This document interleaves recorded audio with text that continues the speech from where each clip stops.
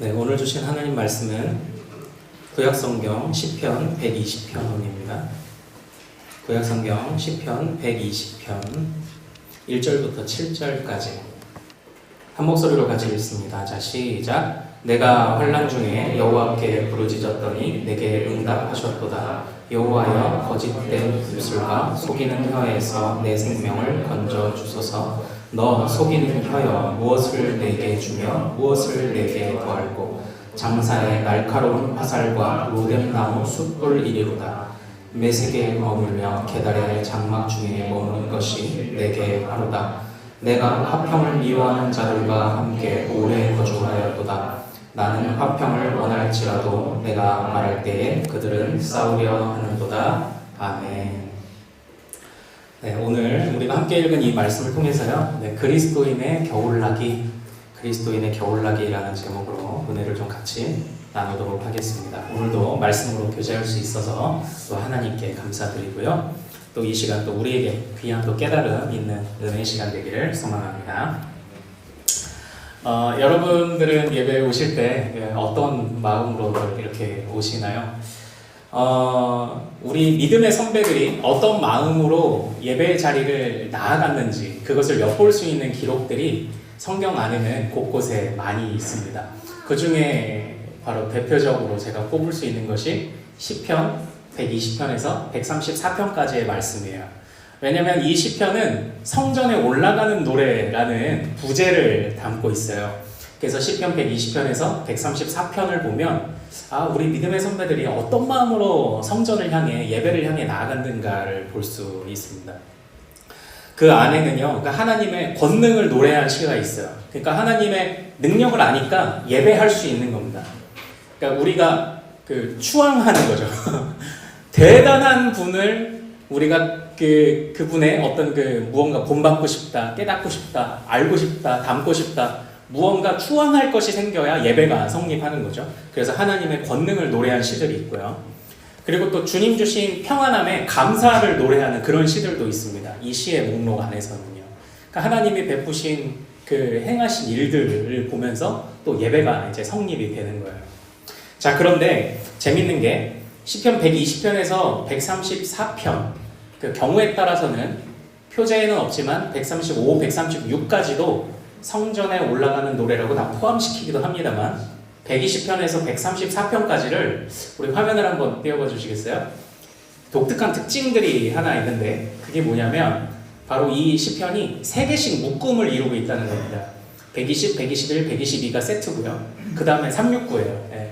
122 다음에 123, 126, 129, 132가 각 묶음의 처음을 시작을 하는 그런 시편입니다. 이 부분은 나중에 기회가 되면 조금 더 볼 거예요. 그런데 각 묶음마다 주제가 있어요. 항상 각 3개씩 묶여진 묶음의 첫 시는 항상 고통을 노래합니다. 두 번째 시는 권능을 노래하고요.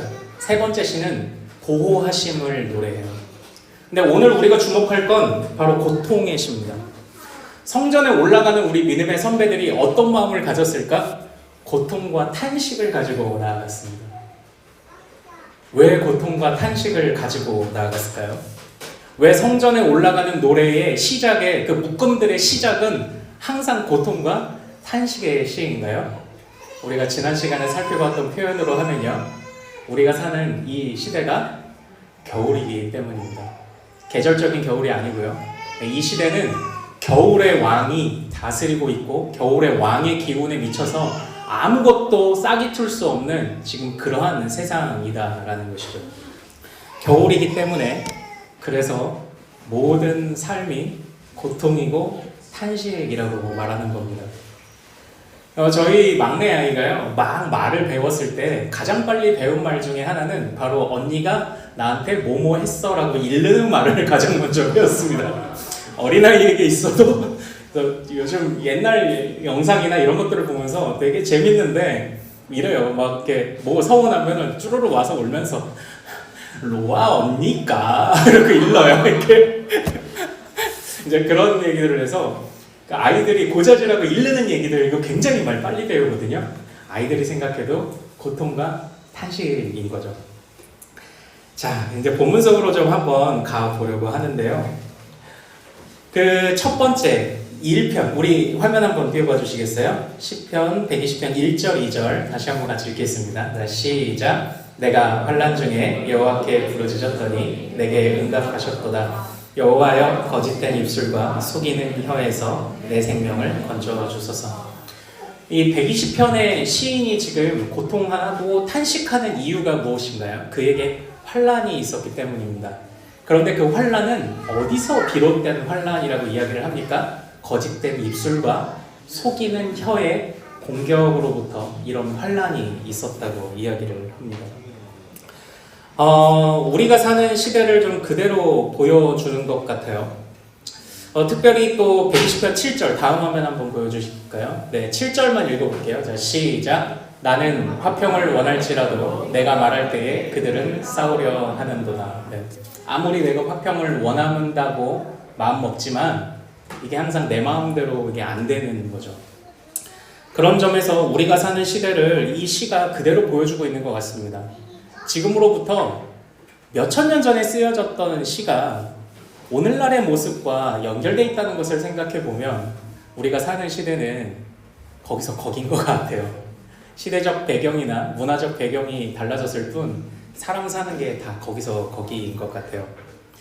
오늘날 우리도 가장 힘든 것 중에 하나가 어떤 인간관계에서 오는 그런 부딪힘 아닐까요?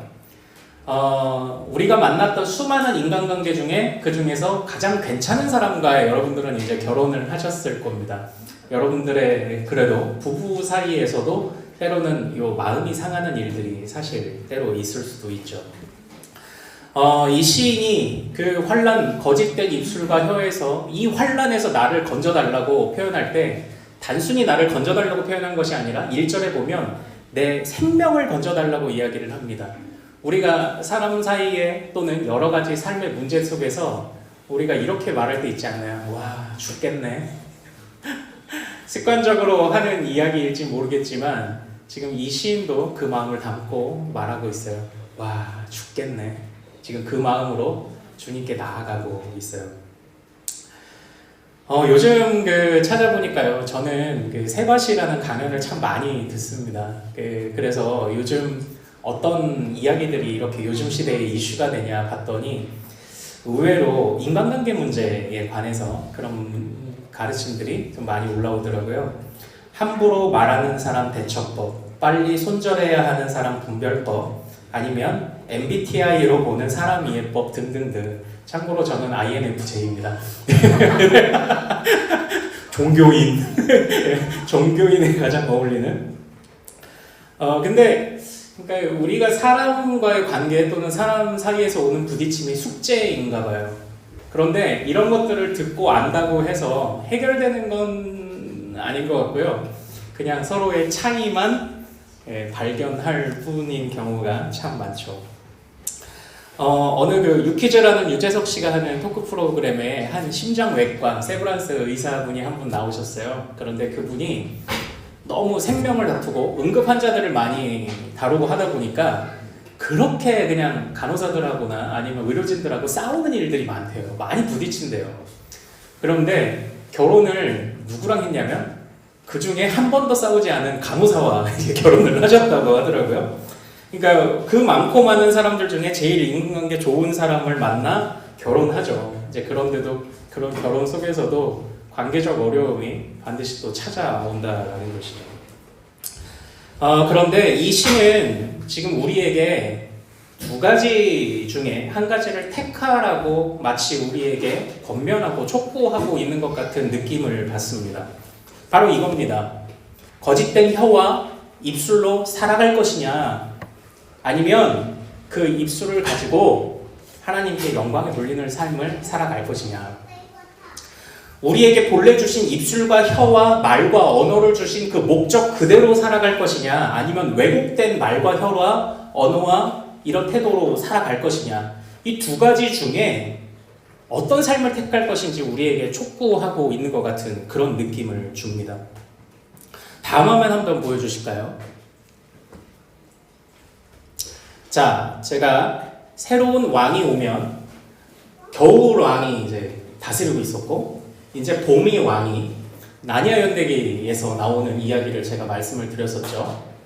겨울이 계속되고 있다. 크리스마스라고는 없는, 그러니까 낭만이라고는 찾아볼 수 없는 매서운 겨울이 계속되는데, 그러나 멀리에서 봄이 오고 있다는 소식이 들렸다. 왕 아슬란과 함께. 제가 나니아연대기가 이 기독교적 사상을 바탕으로 반영하고 있다고 말씀드렸죠. 겨울 왕이 통치하고 있습니다. 그런데 봄의 왕이 다가와요. 새로운 왕이 오면 이제 그 왕이 자신의 통치와 이념과 뜻을 따라 그것을 구현할 수 있는 새로운 법을 선포할 겁니다. 그렇죠? 그래서 봄의 왕은 겨울 왕이 하던 것들을 밀어내고 새로운 것을 선포하였습니다. 그런데 보면 그 중에 어떤 부분들은 겹쳐지는 부분들이 분명히 있을 거예요. 그렇죠? 나는 앞으로 내가 통치하는 나라에서는 먹을 것을 먹을 수 없어. 이런 거는 말이 안 되죠. 기본적인 의식주나 하다못해 공통되는 부분. 겨울왕을 몰아내지만 그러나 겨울왕이 가지고 있던 어떤 모습들 중에서 일부는 새로운 왕이 취하는 부분도 분명히 있을 거예요. 이 부분을 한번 잘 보세요. 우리가 이 겨울왕이라고 말하는, 겨울왕의 통치라고 말하는 것은 분명히 죄와 사망으로 물든 세상을 말하는 겁니다. 그리고 봄의 왕 아슬란으로 대표되었던 바로 우리 주님, 때가 찼고 하나님의 나라가 가까이 왔으니 회개하고 복음을 믿으라 할 때에 우리 주님께서 바로 봄의 왕의 역할을 하시죠. 자, 사단의 모든 권세와 죄와 사망과 우리에게 일어났던 지정의 오염을 봄의 왕이신 주님께서 몰아내시는데, 그때에 여전히 남겨두신 것은 뭘까요? 이걸 한번 좀 생각을 해볼까요? 자, 여러분들이 그리스도를 믿기 시작한 이후에도 여전히 남아있는 것은 뭔가요? 안 먹기로 했어. 나는 주님을 믿고 나는 밥을 안 먹기로 했어. 이런 건가요? 아니죠. 사실 생각해보면 그냥 우리의 삶이 다 남아있지 않나요? 그대로. 그리스도를 믿었지만 우리의 삶이 그대로 다 남아있지 않아요? 이게 좀 중요한 포인트예요. 제가 지금 하고 싶은 이야기는 무엇이냐면, 사실 겨울왕과 봄의 왕, 어떤 왕이 다스리든 우리의 삶은 사실 그대로 있습니다. 근데 우리의 삶이 문제일까요? 우리의 삶의 형편들이 문제일까요? 아닙니다. 우리의 삶을 덮고 있던 겨울의 기운, 성경이 우리에게 가르치는 죄와 사망으로 오염된 그 기운이 문제인 거죠. 우리의 삶의 모습은 그대로입니다. 우리가 그리스도인으로 살기로 작정한 이후에 여전히 우리 가족은 내 가족이고요. 여전히 내 직장은 내 직장이고, 여전히 우리 집은 그냥 우리 집입니다. 똑같습니다. 나는 여전히 버스나 승용차로 아니면 지하철로 여전히 출퇴근을 하고요. 나는 여전히 미용실을 다니고 여전히 맛집을 다니고요. 나의 삶은 여전히 똑같습니다. 그러나 그 삶이 문제가 아니라, 그 삶의 형편들, 주어진 물리적인 것들이 문제가 아니라 그것을 어떤 기운이 채우고 있느냐가 문제가 되는 거예요. 겨울왕이 있을 땐 이 세상의 땅이 겨울의 기운으로 덮여 싹이 나지 못하였던 것처럼, 그러나 그 겨울왕을 몰아내고 봄의 왕이 왔을 때 그 땅을 덮고 있던 겨울의 기운이 물러나고 봄의 기운이 싹이 트게 하는 것처럼 물리적 상황은 똑같습니다. 변함이 없어요. 이 이야기를 통해서 제가 하고자 하는 이야기는 그것입니다. 제가 이제 청년 때 이런 이야기를 많이 했어요. 좀 복잡했을 수도 있는데, 저희 청년 때는 칼의 예화를 참 많이 들었습니다. 칼이 엄마의 손에 있을 때는 이게 사랑의 도구죠. 네.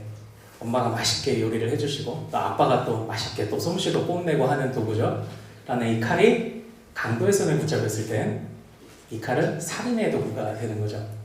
칼이 문제일까요? 칼이 잘못한 걸까요? 그렇지 않습니다. 잡은 손에 문제가 있는 겁니다. 바로 그 이야기를 하고자 하는 겁니다. 이 세상에 존재하는 만물의 그 하나하나가 문제일까요? 아니에요. 그렇지 않아요. 주님은요, 이 세상에 모든 것이 주님께서 지으신 것이기 때문에 선하다고 말씀을 하셨습니다. 그것을 다루는 사람들이 어떤 기운으로 그것을 다루느냐가 문제가 되는 것이죠. 이것이 이제 매서운 겨울 그리고 죄의 오염에서 이것들을 다뤄내니까 문제가 되는 겁니다. 성경은 죄의 결과를 말할 때 중요하게 언급하고 있는 부분들이 있어요. 에덴 동산에서 쫓겨났을 때 비록 에덴에서는 쫓겨났지만 이 세상이 갑자기 없어지지 않았습니다. 그들은 여전히 농사 지을 수 있었고요. 살아갈 수 있었어요. 아담과 하와가 갈라서지도 않았습니다. 그들은 여전히 가족이었어요. 그러나 그들에게는 능력도 있었고 지각도 있었고 마음도 있었고 여러 가지 능력이 있지만 그 능력의 방향성이 자꾸 틀어집니다. 그 능력의 방향성이 자꾸 틀어져요. 그러니까 우리가 가진 모든 것에 이걸 적용해 볼 수 있어요. 의의 도구로 쓸 것이냐. 그러니까 이 시인이 우리가 가진 혀와 말과 이것을 생명을 고민할 만큼 환란으로 사용할 것이냐 아니면 이것을 의의 도구로 사용할 것이냐 모든 것이 이게 다 적용이 되는 겁니다.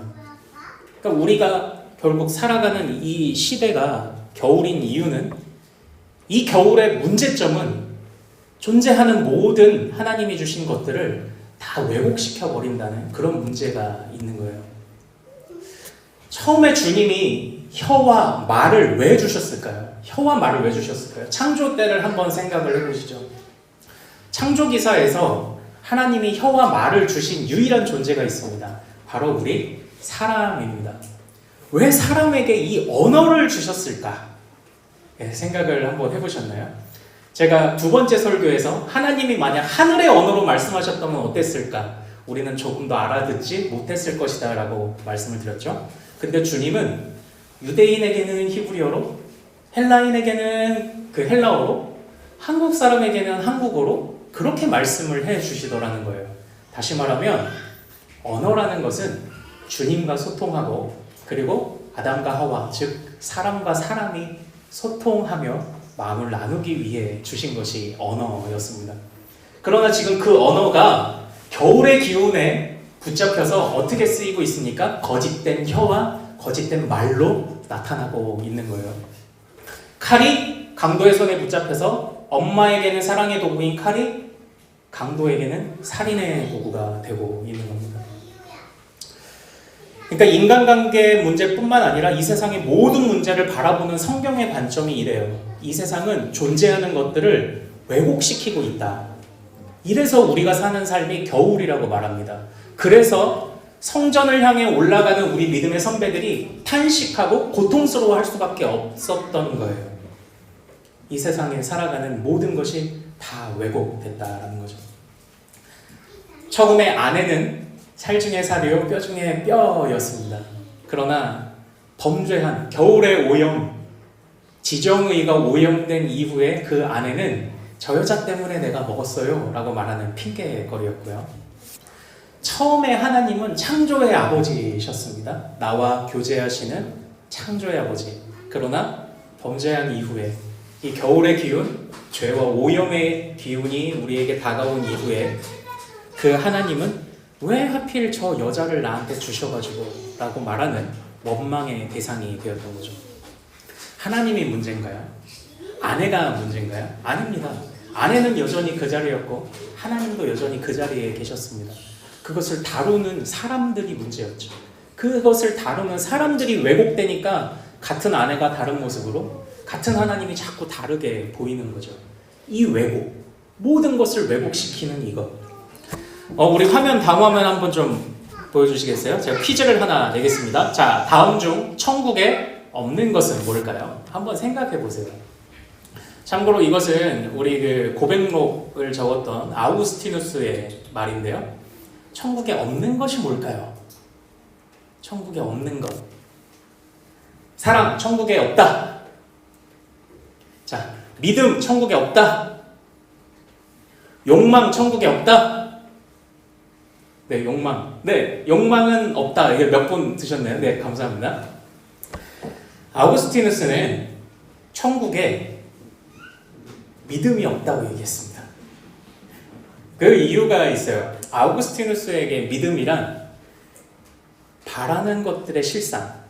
히브리서의 말씀을 따라서 믿음은 바라는 것들의 실상이라고 했습니다. 그런데 우리는 이 바라는 것이 수많은 목록들로 설명될 수 있지만 우리 믿음의 선배들에게 있어서는 바라는 것은 단 한 가지였어요. 하나님이에요. 천국은 하나님을 직접 보잖아요. 굳이 내가 믿음이라는 것을 통해서 바라는 것들을 간접적으로 볼 필요가 없는 거예요. 천국은 하나님을 직접 본다고 했습니다. 바라는 그 실상을 본다고 얘기했습니다. 그래서 믿음은 없어요. 근데 문제가 되는 게 이제 욕망이에요. 욕망. 아우구스티누스는 천국에 욕망이 있다고 얘기했습니다. 왜냐? 이렇게 바꿔볼게요. 욕망이 사실은 열망. 우리가 욕망이라는 단어의 어감이 좀 그래서 그렇지 이거를 열망으로 바꾸면 좀 이해가 되지 않나요? 아우구스티누스는 이렇게 얘기했습니다. 열망이 없으면 사랑이 불가능하다. 저는 저의 아내를 굉장히 열망하고 있습니다. 여러분도 그러시죠? 아니야. 순간 웃으시는데 눈이 마주쳐가지고 나랑하는 내 남편을 열망한다 했는데 웃었어. 네. 열망하지 않으면 사랑이 안 돼요.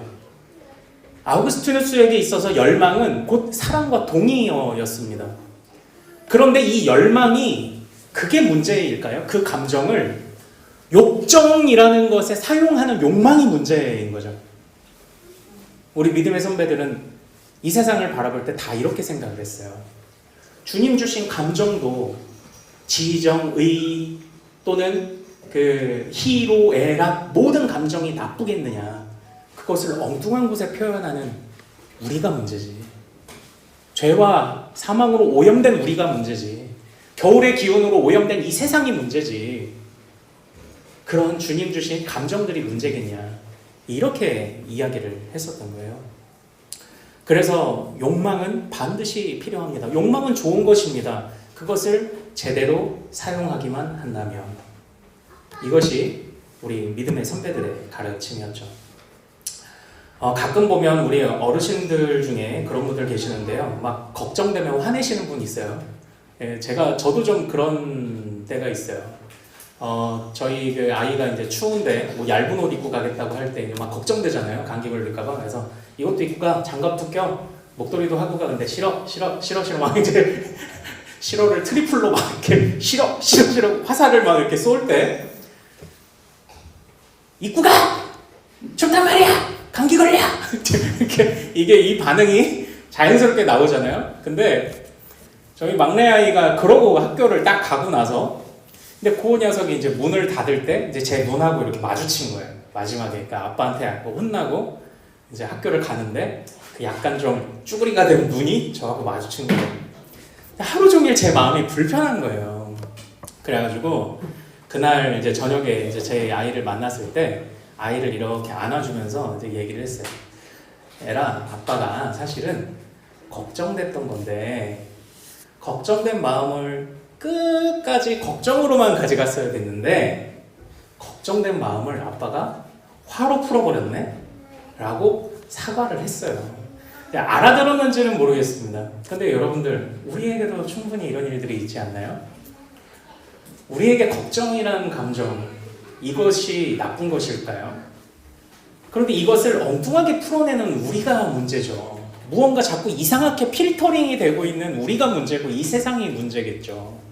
화라는 감정도 저는 이게 그 자체로 나쁜 건가요? 이단을 향해서 화를 내면 우리는 안 되는 건가요? 그것이 정당한 곳에 쓰이면 되는데 정당한 곳에 자꾸 안 쓰이니까 문제가 되는 건 아닌가요? 주님 주신 것은 모든 것이 다 좋은 겁니다. 그것이 자꾸 엉뚱하게 왜곡되어 쓰니까 이게 문제가 되는 거죠. 이것이 이 세상을 가득 채우고 있고 또한 여전히 우리도 아직 덜 익은 우리도 덜 성숙한 우리도 고민하는 그런 문제입니다. 아까 그 시편 성전에 올라가는 노래들의 그 세 묶음들이 3개씩 묶음이 있는데 각 시의 첫 번째가 다 그 고통의 시라고 말씀드렸잖아요. 120편 첫 번째 시는 거짓된 혀와 그리고 속이는 입술로 인한 고통을 노래합니다. 123편은요 안일한 자와 교만한 자들의 멸시로 인해 고통을 노래해요. 이것이 우리가 살아가는 시대의 또한 문제 아닙니까? 교만한 자들은 사람을 이렇게 키재기를 해보죠. 그렇죠? 그러나 저는 우리 그리스도인들이 나는 저 사람보다 어때? 라고 해서 나를 발견해 가기를 원하지 않아요. 왜냐하면 나는 저 사람보다 나으니까. 이것이 계속 쌓이다 보면 언젠가 나보다 더 잘난 사람을 만나게 되면 나는 그때 존재감이 사라져 버리거든요. 우리는 그냥 하나님 앞에 그냥 나 한 사람, 나 단독자로 서야 하지 누구와 비교해서 서기를 원치 않아요. 이전에 나 가진 재물 없으나, 나 가진 지식 없으나 라고 고백했던 그 송명희 시인이 간증 집회를 할 때, 이분이 뇌성마비신데 그 교회에 그 한 목사님이 기도의 시간에 이렇게 기도를 하셨던 것이 그분의 수기에 있습니다. 뭐냐면 저런 사람도 하나님을 사랑하는데 우리는 왜 하나님을 사랑하지 못합니까? 저는 이런 방식을 원하지 않아요. 교만해질 수 있어요. 안일해질 수 있어요. 사람을 자꾸 계급으로 나누고 층계로 나누다 보면 그 안에서 나를 발견하다 보면 자꾸 문제가 생겨요. 그리고 또한 이제 369라고 했죠. 126편도 고통의 시입니다. 126편은요. 초반에 읽어가다 보면 이게 왜 고통의 시인가 해요. 포로에서 돌아왔을 때 부른 시거든요. 근데 왜 포로에서 돌아와서 기쁜데 이걸 고통의 시냐? 포로에서 돌아온 건 좋았어요. 근데 돌아오고 보니까 성전이 무너져 있네? 그러니까 이거예요. 우리가 사는 세상도 똑같지 않아요? 무언가 이거 하나 해결되면 내가 굉장히 행복해질 것 같은데 여전히 달려가면 자꾸 멀어지는 신기루 같이 하나를 이루면 또 하나 멀어지고 하나를 해놓으면 또 하나 해야 될 것 같고 이것이 시편 126편이 고백하는 이 세상의 고통이었어요. 마지막으로 129편에서는요 나쁜 놈들이 반복적으로 괴롭혀요. 나쁜 놈들이 죽지도 않고 자꾸 와서 괴롭혀요. 반복되는 괴롭힘에 눈물 흘리는 사람의 토로가 129편이었어요. 그러니까 우리가 사는 시대를 고스란히 다 보여주고 있지 않습니까? 능력을 가지면 그 능력으로 선한 도구로 사용해야 되는데 그 능력이 어느덧 키재기를 하는데 사용되어 있고 이거 하나 붙잡으면 내가 평안을 얻을 것 같은데 그거 붙잡았더니 또 다른 아쉬움이 마음에 찾아오고요. 그리고 참 좋은 일로 나를 계속 찾아오면 좋을 텐데 그게 아니라 자꾸 괴롭히려고 자꾸 찾아와요. 악인들이.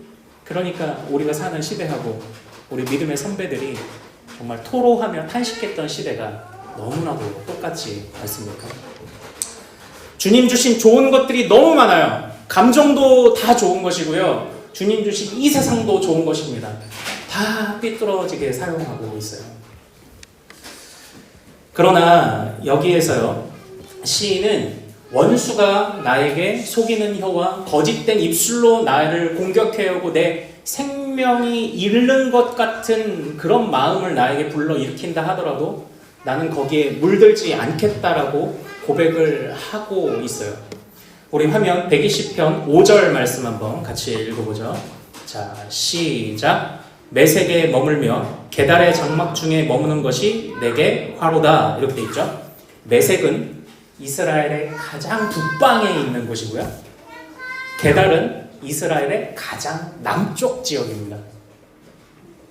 그러니까 지금 이 시인은 아무리 거짓된 혀와 아무리 속이는 입술 또는 반복되는 괴롭힘, 교만한 자들, 그리고 하나를 넘으면 또 하나 찾아오는 인생의 수많은 문제들에 지지 않겠다고 지금 다짐하고 있어요. 그것들을 메색과 게달의 장막이라고 묘사하고 있어요. 주여, 내가 이 세상에 평안해 보이고 좋아 보이는 것들이라 할지라도 그것의 실상은 성전에서 가장 멀리 있는 메색이고 성전에서 가장 멀리 있는 게달일 뿐입니다라고 이야기를 하는 거예요. 그래서 나는 지금 이 세상과 버타며 살지 않겠다고 다짐하고 있는 것 같아요. 주여, 나는 성전에 살겠습니다. 주여 나는 주님께 나와 살겠습니다. 주여 나는 이 세상이 매색임을 압니다. 주여 나는 이 세상이 계달인 것을 깨닫습니다. 주여 나는 주님께 나아오겠습니다.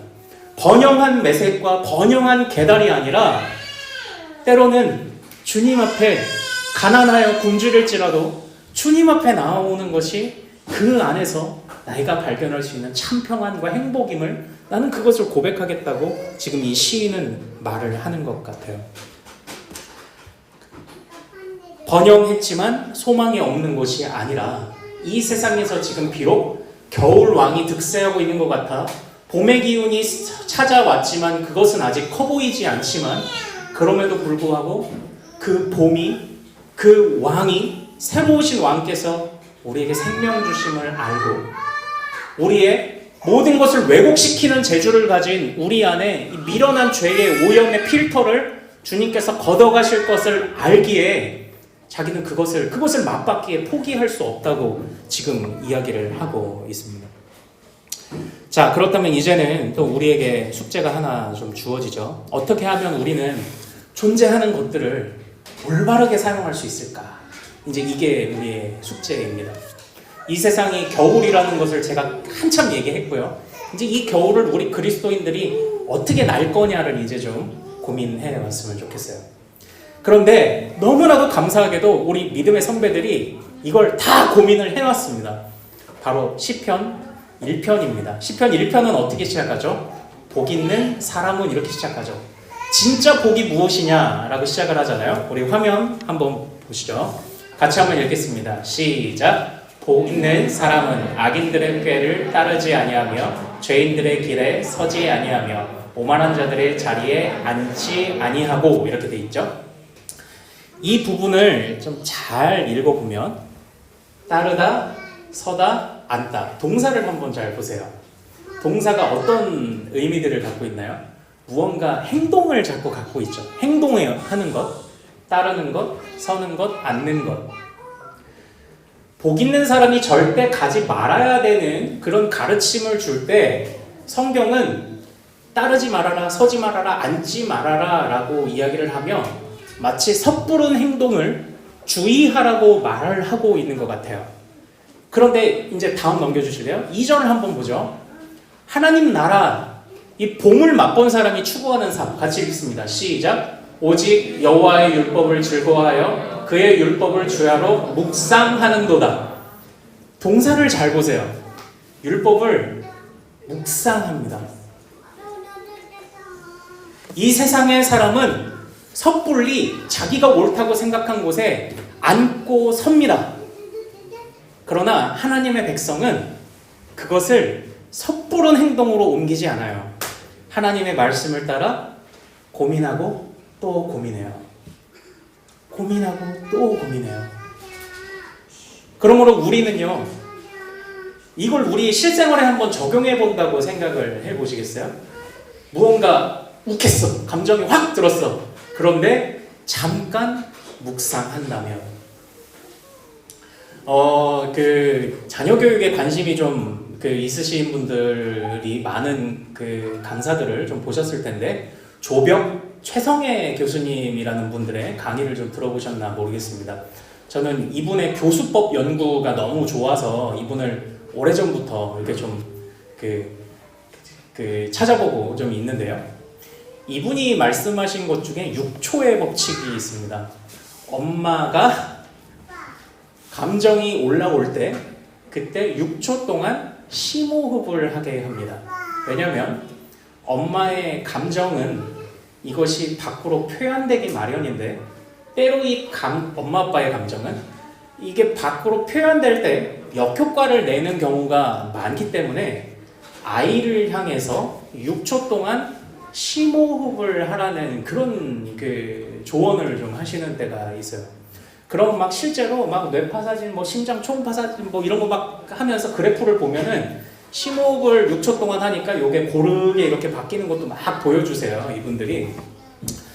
그런데 이제 그런 것들을 놓고 보면서 제가 이거 성경에 다 있는데 이런 생각이 사실 좀 들었어요. 함부로 서지 않아요. 함부로 앉지 않아요. 함부로 그 길을 따르지 않아요. 그리스도인은 아무리 겨울을 보내고 있더라도 봄을 맛본 그리스도인은 묵상해요. 고민해요. 한번 걸러내요. 이 세상이 모두가 흔하게 사용하는 방식을 다시 한번 고민해요. 그게 그리스도인입니다. 그게 주님이 우리에게 주신 것을 선하게 사용하기 위해 애쓰는 사람이에요. 그게 그리스도인이에요. 묵상할 것, 고민할 것, 생각해 볼 것, 섣부르게 행동하지 않을 것. 우리 안에 주님이 분명히 역사하시지만 그러나 여전히 우리 안에 미련함이 있습니다. 우리 사랑하는 조이풀 모든 가족 여러분들께 부탁드립니다. 삶의 방향을 잃지 말고 우리에게 주어진 모든 것을 의의 도구로 사용하십시오. 의의 도구로 사용하며 이 겨울 가운데 그래도 봄이 왔음을, 나는 봄을 살고 있음을 우리 이웃들에게, 가족들에게, 자녀들에게 가르쳐 주십시오. 부부 사이에 서로 약속하십시오. 섣부르게 행동하지 않는 것, 함부로 말하지 않는 것, 생각하고 고민하고 주님께서 가르쳐 주신 바른 방법은 무엇일까? 그걸 항상 고민하십시오. 때로는 우리에게 실패할 때도 분명 있을 것입니다. 그러나 주의하십시오. 시편 1편은 이렇게 말합니다. 방향을 잃은 삶은 오직 바람에 나는 겨와 같도다라고 이야기를 합니다. 우리가 택해야 하는 방식은 겨의 삶이 아닙니다. 우리가 택해야 하는 방식은 말고의 삶이죠. 열매 맺을 수 있는, 껍데기가 아닌 열매 맺을 수 있는 삶인 것입니다. 우리가 살아가는 세상이 참 겨울입니다. 또 여러분들 가정에도 또 많은 기도 제목들이 또 있을 것이라고 생각을 합니다. 그러나 그것은 우리가 주님께 마음껏 기도하고 또 우리의 삶 가운데 주신 힘과 능력, 지정의 모든 것 선하게 사용하며 인내로 견뎌내어 버텨냅시다. 그러는 가운데 하나님께서 또 우리의 인생의 방향을 잃지 않도록 굳게 붙잡아 주실 줄 믿습니다. 우리 인생의 방향의 키를 주님께 맡기고 우리에게 허락하신 모든 좋은 것들을 의의 도구로, 정말 좋은 것으로 사용합시다. 우리의 감정도, 말도, 행동도 어떤 것이든지, 물질도, 가정도, 자녀도 어떤 것이든지 하나님 앞에 의의 도구로 사용하시는 우리 여러분들 되시기를 소망합니다. 이것이 그리스도인의 지혜로운 겨울나기입니다.